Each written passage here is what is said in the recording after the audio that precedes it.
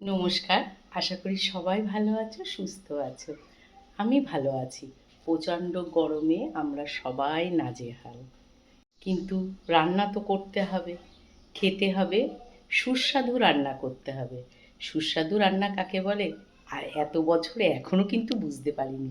কিন্তু আমি জানি আমাকে রান্না করতে হবে, যেটা লোকে খেয়ে বলবে ভালো। মানে আমার কর্তা, আমার ছেলে, এরা খেয়ে বলবে ভালো হয়েছে। কি বলো, তোমরাও কি সেই একই কথা? আর প্রচণ্ড গরম, মানে এত গরম ভাবা যাচ্ছে না। ৩-৪ দিন টানা রোদ পড়লে যদি বৃষ্টি না হয়, মানুষ একদম নাজেহাল। ঘেমে মানুষের ঠান্ডা লাগছে।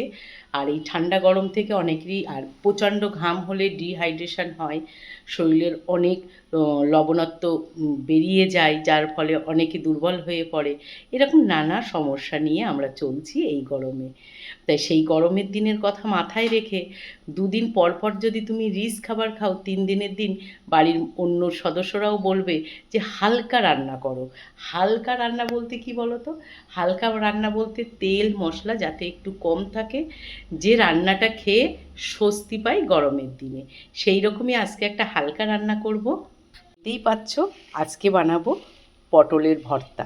দারুণ স্বাদের একটা পটলের ভর্তা করে দেখাবো তোমাদের কাছে। তার জন্য আমি নিয়েছি 6টা মাঝারি সাইজের পটল। তোমরা এখানে বড় পটলও নিতে পারো। এটাকে আমি খোসা ছাড়িয়ে নেব। তারপরে কি করছি তোমরা দেখতে থাকো। বলে আমি পটলের খোসাটা ছাড়িয়ে তারপরে আসছি। অন্য উপকরণের মধ্যে আছে 3টে লঙ্কা, পেঁয়াজ আর রসুন। রসুন এতটা দেব না, অল্প দেব, কিন্তু তোমাদের সামনে নিয়ে এসেছি।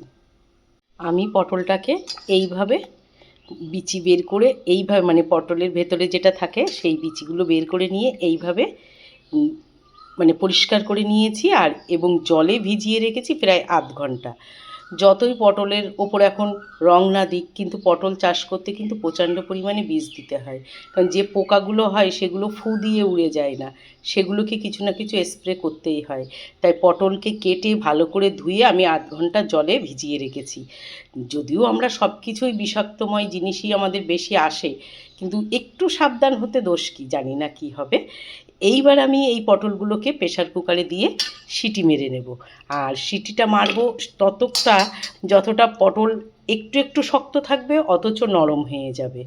তারপরে তোমাদেরকে দেখাচ্ছি। আর এই দেখো, পটলের ভর্তা করতে যে মশলাগুলো লাগবে এই যে এখানে দিয়ে নিয়েছি। প্রেশার কুকারে সিটি দিতে বসিয়ে দিয়েছি। দেখো, পটলগুলো সিদ্ধ করা হয়ে গেছে। এইবার আমি পটলগুলোকে ঠান্ডা হতে দেবো। ঠান্ডা হয়ে যাওয়ার পরে আমি চেপে চেপে এর ভেতরে যে জলগুলো আছে সেই জলটা ফেলে দেবো।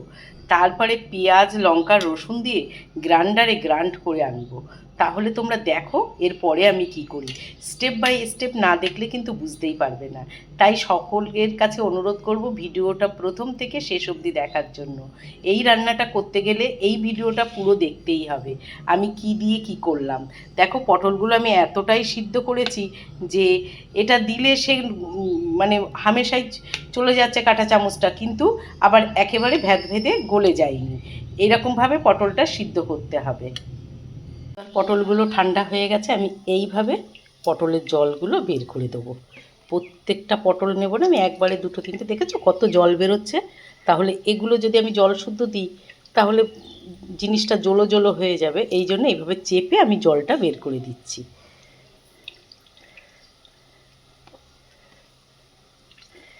দেখো কতটা জল বেরোলো। এবার আমি পটলগুলো সব জল বের করে দিলাম, পেঁয়াজ দিয়ে দিলাম। যেহেতু অল্প, সেহেতু অল্প মশলা দিচ্ছি।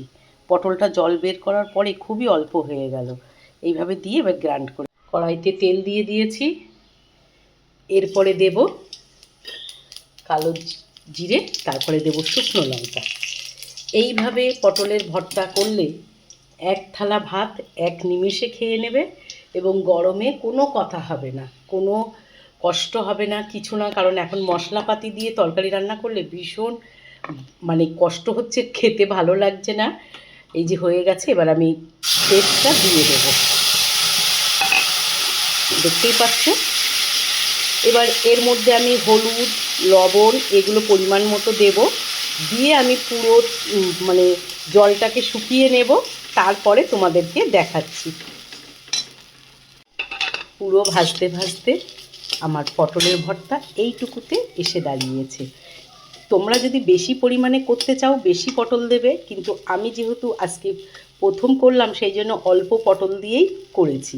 তাহলে দেখতেই পেলে আমার পটলের ভর্তা হয়ে গেছে। আর আমি খুব পটলটাকে দেখলে তো কতটা হয়েছিল জল অবস্থায়, সেটাকে পুরো শুকিয়ে ফেলেছি, শুকিয়ে এই রকম হয়েছে। আর এটা দিয়ে গরম ভাতে খেতে দারুণ লাগবে। তাহলে দেরি কেন, আজই তৈরি করে ফেলো পটলের ভর্তা। রেসিপিটা নিশ্চয়ই তোমাদের মনে আছে। পটলটাকে প্রথমে খোসা ছাড়িয়ে তার ভেতরের বীজগুলো বার করে, তারপরে সিদ্ধ করে, তারপরে সেটাকে পেঁয়াজ রসুন আর কাঁচা লঙ্কা দিয়ে গ্রাইন্ড করে, তারপরে তেলের ওপরে কালো জিরে শুকনো লঙ্কা ফোড়ন দিয়ে, তারপরে সেটাকে ভালো করে রস টানিয়ে এই রকম তৈরি করে ফেলবে পটলের ভর্তা। ভিডিওটা ভালো লাগলে অবশ্যই লাইক কমেন্ট শেয়ার করে আমাকে একটু ভালোবাসা দেবে। তাহলে আসি, দেখা হবে নতুন আর একটা ভিডিওতে। দারুণ কালার এসেছে দেখো।